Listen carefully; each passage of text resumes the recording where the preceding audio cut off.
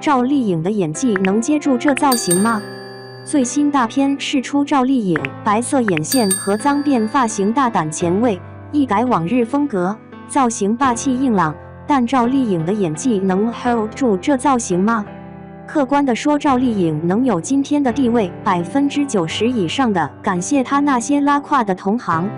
我愿称之为时来运转，爆炸体运，这是命里带火，不服不行。诚然，她的脸是美丽可爱的，她的努力也是有目共睹的，她对个别类型角色的演绎也是出色的，但这些都不是让她成为大明星的原因。说回演技，赵丽颖显然是天赋一般且上限比较低的，这是天生的，没办法。她去新还珠试镜，背不出台词，哭不出来，但后来剧中的表现却不错，这显然是背后下苦功的努力型演员，没有什么即兴表演的能力。如果不是赶上了流量时代，大家都划水偷懒，她这演员之路会走得无比艰难。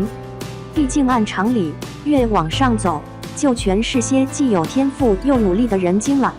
但是他的运气在于，这是一个打破常理的时代，越往上拉胯的越多，反而显出他的珍贵。其实从新还珠就能看出来这个迹象，以前的琼瑶女 M 都演技过关且美得冒泡，这时的姚琼选女演员只能凑合了。没成名不够红的时候，钻研业务，会想着怎么把它演好，怎么把人物立住。比如他的姗姗来迟，这个角色和他本人是最不贴切的，但是他演得可圈可点，这是他下功夫去钻研出来的。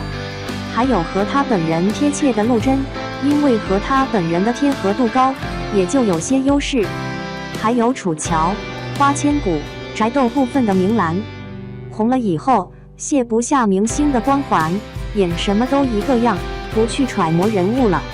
真正的好演员，比如周迅，他的剧电影就能卸下他的明星光环，去演一张普通人的生活脸，塑造角色。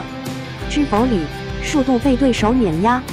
齐衡、老太太、大娘子、莫兰、盛虹，甚至她老公都把她吊着打。她有些太小看知否这个生活剧了，这不是偶像剧，糊弄就能把角色演好。偶像剧是爽剧，知否是需要沉淀的生活剧，需要自己的设计细节去呈现明兰是一个什么样的人，面对初恋，面对家人，明兰会有什么样的态度和反应，而不是她明星赵丽颖，这就是不走心了。知否里很多配角都是教科书般的人物，大娘子、盛虹、齐衡这几位都靠这部剧事业更上一层楼。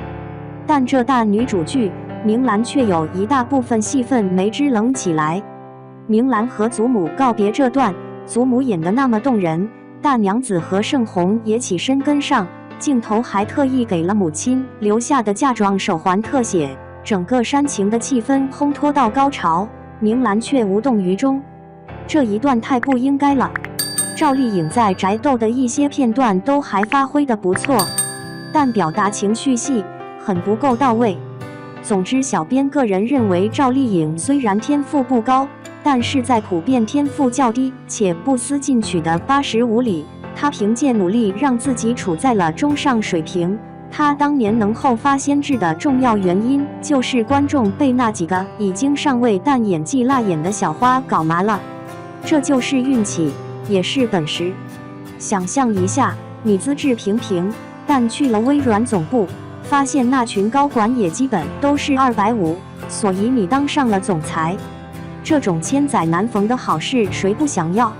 当然，你虽然当上了微软总裁，却并不能证明自己有多厉害，因为企业的发展摆在那里，人人可见。你始终都是那个资质平平的你，是命运之神眷顾了你。